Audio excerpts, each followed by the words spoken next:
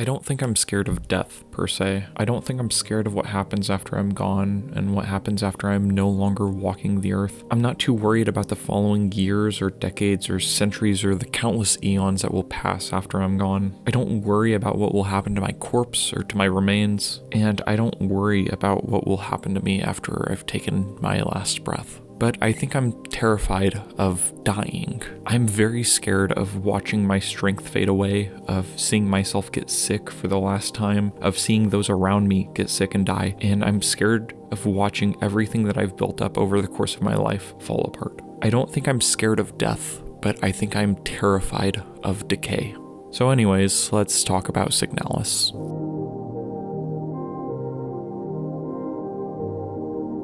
I think that decay is very much a fact of life. It is inevitable that everything dies, and there are many instances of sudden unexpected losses of life, but for most people, we will live long enough to see change. We will live long enough to recognize things falling apart. And I think that decay is one of the major themes of SIGNALIS. I think it is something that underlies everything about the game, from its art direction to its characters to its story to its music. And I think that as I understand the game, that is very much what the game is about. I'm not saying this is the only interpretation, but as I understand it, in very simple terms, the game is the dream of a dying woman, Ariane. Due to her bioresonance abilities, this dream is broadcast into the heads of others, including her lover, Elster. Now, as I've stated, death is inevitable. Everyone dies. I will die one day, and you will die one day. This is not up for debate. This is just a fact of life. But, as with everything, I think that there are different ways to view it. I think there are different ways to confront aging and dying, and I think that SIGNALIS presents a few of them, ranging from seeking out death, which is the final form of decay, or seeking to extend the decay phase with the hope of enjoying life a little bit longer. So I want to ask the question, in the face of the inevitability of decay, what do we do about it? As I've said, I interpret this game as essentially being a projection of Ariane's dying mind. So of course someone who is dying will be thinking about that often and dwelling on it nonstop even. And so of course decay bleeds through into every aspect of the game. One of my favorite visual representations of this is how in certain areas there are huge masses of flesh that invade parts of various levels, almost like they're cancerous tumors just expanding and spreading, constantly growing and blocking off paths in a literal sense, the way that illness blocks off certain life paths in a metaphorical sense. Then whenever you visit Ariane and Elster's Penrose 512 ship multiple times, you find notes that are from Ariane, and she writes of how much pain she's in and how much she's suffering and how she just wants the end. She just wants to die. And that is very much what the game is about, it's about her suffering and her trying to force Elster to remember their promise. Because Elster promised that if the time came, then she would kill Ariane and put her out of her misery. So that's what the game is about. Ariane is dying and decaying, and she just wants that final breath to leave her body. Now, I think that even though decay is very much a universal phenomenon, right? It's something that everyone deals with.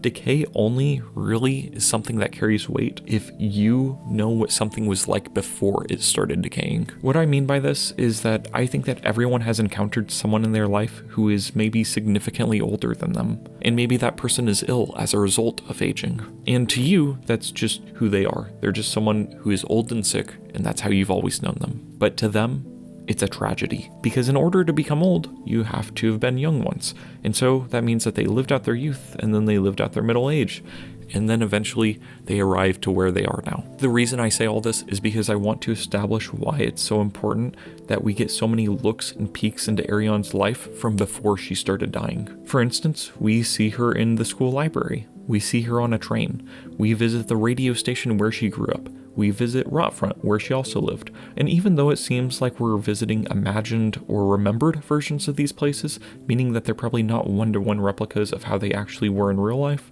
I still think that these areas provide a picture of what life was like for Ariane and what makes it special. We get to see Ariane essentially before she started decaying and falling apart and before she got sick and started dying. And so, as a result, since we get the full picture of who Ariane was before she became ill and before things started falling falling apart, I think that makes the decay that much more tragic. So I think that as Ariane shows us, that's one response to decay. She just wants Elster to keep her promise to kill her, and it's really not difficult to see why. It's not hard to understand that Ariane is only experiencing pain and suffering, and that she's had so much of it and she just wants it to stop. She wants death, that's all. And I think that as tragic as it is, I think that sooner or later that's the path that many, if not most people, end up walking down.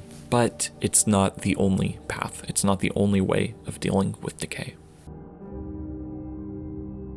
Within the context of the game, Adler serves as an antagonist, and he seems to be the individual with the greatest grasp on exactly what is happening. But even though he's put together more of the situation than others, it's still kind of a mystery to him. He doesn't have all the details and he can't piece everything together, but it appears to Adler that there's some sort of time loop going on, some sort of eternal recurrence happening. Adler sees that the longer the time loop lasts, the worse things are getting. He's a character that seeks to maintain the status quo. In essence, he wants things to go back to how they were before the time loop started. And who is to blame him? This time loop is absolutely horrible, so it makes perfect sense that he'd act in such a way that he believes will stop the time loop. He wants to kill Elster, who he sees as not belonging in this situation. He wants to kill Issa for similar reasons, and he wants Falke, who is his boss / crush, kind of. He wants her to heal, he wants her to awaken from her own illness, he wants her to take back control of things. So basically, Adler sees things decaying, but he wants to stop them. He doesn't accept the decaying nature of reality, but instead he resists it,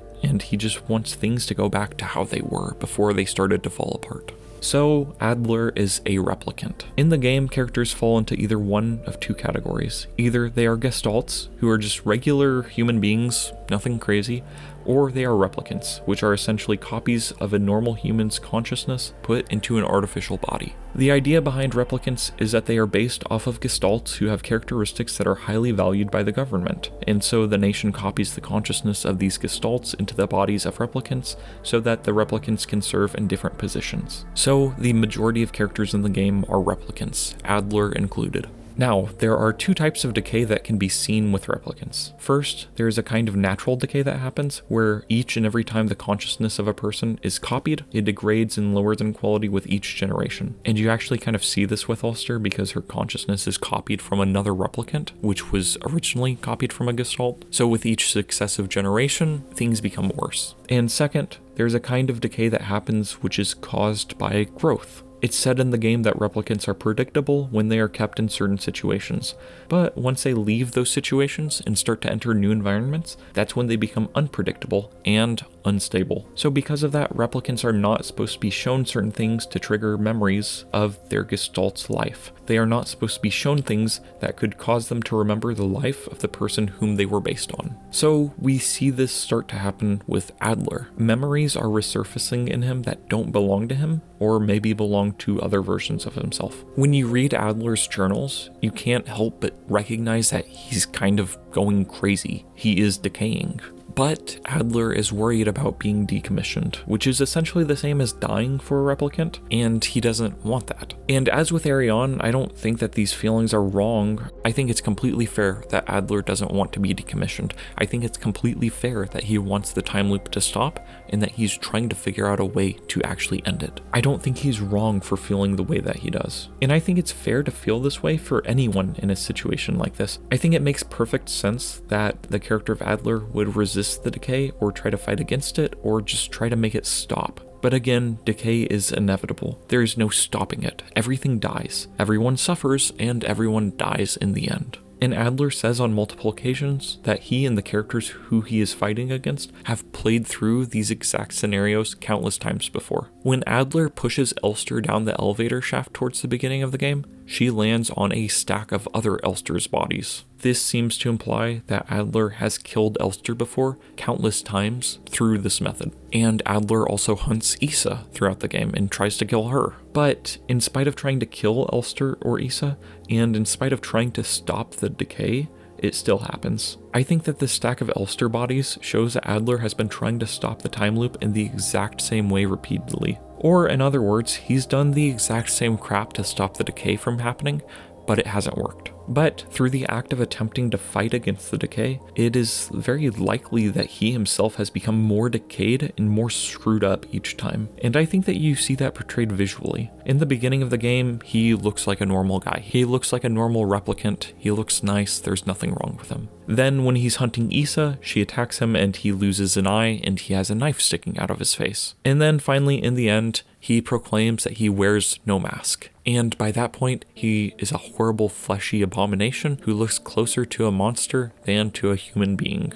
There's a song by 9 Inch Nails called The Background World. For the first 4 minutes, it sounds like a pretty typical song. It's beautiful and I absolutely love it. But the last 8 minutes of the song are something else entirely. That portion of the song begins with a 9-second loop, followed by a brief pause before the loop plays again, this time a little bit more distorted. There's another pause and then the loop begins a third time, and it's even more distorted. This continues in total 52 times, the same loop being played over and over and over again, decaying after each playthrough. Like I said, there are 52 loops in this song. When Trent Reznor wrote the song, he was 52. And this is actually a callback to an earlier 9 Inch Nails song called Wish, which has the line 26 years on my way to hell. And so I think within the context of the background world, I think that the loops are very much a callback to that line. And I think it's a callback to the idea of fading away and decaying and getting worse as life goes on. With each passing year, no matter how much we grow,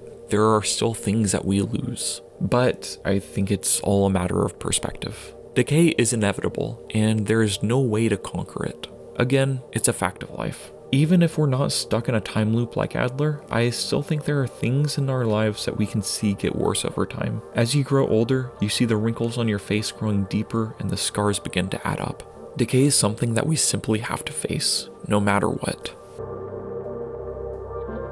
I would argue that there is very much such a thing as holding on too tightly to something. Even though life is precious and there's so much beauty to be found in it, I believe that holding on to things too tightly can crush them and ruin them, and rejecting decay completely can lead to worse outcomes than the decay itself. I think that the character of Elster, in some ways, initially had similar views to Adler. Before the start of the game, Elster didn't want to accept that her lover was dying. She didn't want to accept that Ariane was dying and that she would have to fulfill her promise, so she shoves Ariane into a cryopod, which then triggers the events of the game through keeping Ariane alive. And I think that decay hurts the most when you witness it happen in someone else, a loved one, as opposed to yourself. There's a line in the song Lost Deluxe by the band Health that says, "Life is but to burn and rot and stink in the ground. You were young and lovely. Only if we're lucky, we get to watch the ones we love get sick and break down." As with Adler and as with Ariane, it makes complete sense that Elster would strive to fight against the decay of Ariane. It makes complete sense that she wouldn't want to fulfill her promise to kill Ariane. But I think that through doing this and through attempting to stop the decay, Elster actually lengthens it. Because she wants to reject Ariane's suffering, she only makes her suffer more. And this, in turn, leads to more suffering for herself, for Adler, for Issa, and for all the other characters in the game. I think that, like with Adler, Elster is a character that still persists through the time loop, hoping to achieve her goal, which is really to finally kill Ariane. Her goal isn't to stop decay by resisting it, but to stop decay by pressing on and bringing it to its final form, which is death. I think that her goal by the end of the situation is in line with Ariane's, specifically to bring an end to decay by bringing forth death. I think that she acts similarly to Adler because, like him, Elster, no matter how badly she gets injured, progresses. She loses her arm and her chest piece gets bashed in and she loses an eye, but she can find parts on other units that she can use to patch herself up with. In the end, she dies, so decay still catches up to her. But I do think that her motives are different when she repairs herself versus when she pushes Ariane into the cryopod. When she repairs herself, instead of attempting to stave off decay forever, she's primarily pushing against it for long enough to complete her mission, whether successful or otherwise. I think that in the 3 primary endings of the game, Elster learns how to accept decay. She learns to make peace with it, and she allows decay to take its course. Everything must die, and so that's the end, right?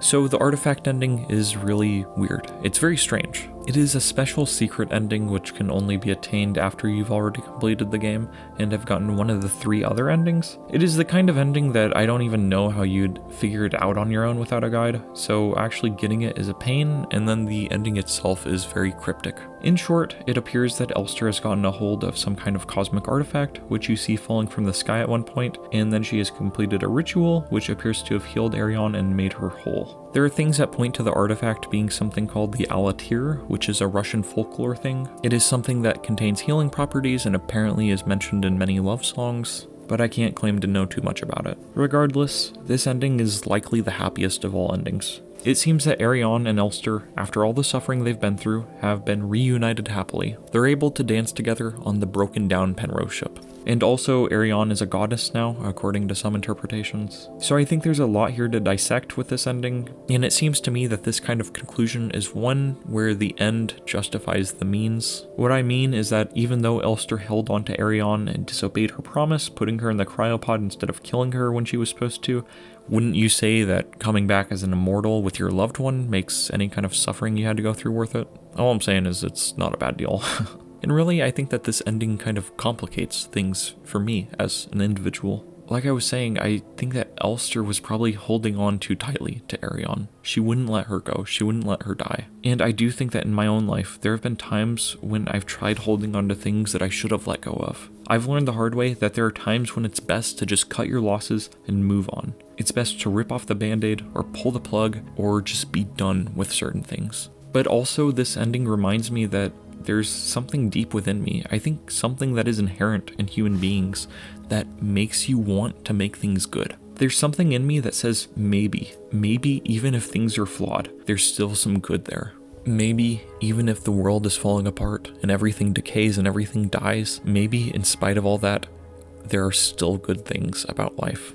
In my first video essay on this game, Signalis and the Dissolution of Self, I talked about how I think that this game is confusing and could only have been successful in a culture wherein it resonated. Or, in other words, a game like this, which is deliberately strange and bewildering and is probably intended to be hard to understand, could only resonate with people if people themselves were experiencing these same feelings of confusion or uncertainty or fear when looking at the outside world around them. But also, I think there's another element to this game, specifically the element of love, that should be discussed. At its core, Signalis is a love story. It's a game about 2 people, a gestalt and a replicant, finding love through each other and finding peace in the most unlikely of conditions, only to have it ripped away from them. And I think that in addition to the game being confusing, this is another reason why the game has resonated with so many people. In a weird way, I see the game as being somewhat hopeful, because yes, I still see the game as being a very angry and pissed off beast. And I see it as something violent and hellish and strange,